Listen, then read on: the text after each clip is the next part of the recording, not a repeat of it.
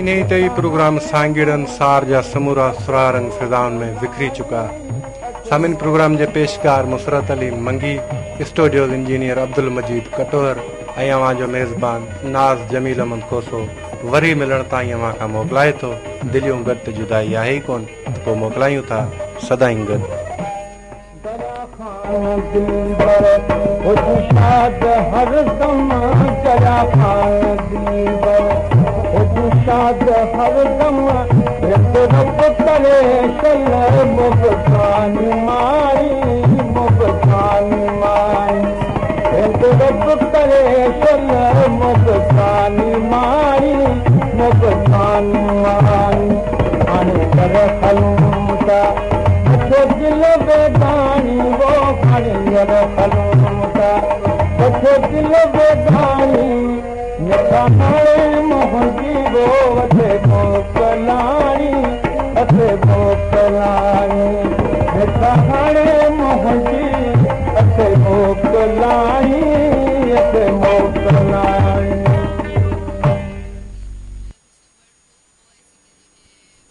सामिन programme पेश कयो वियो सांगीड़ अनुसार।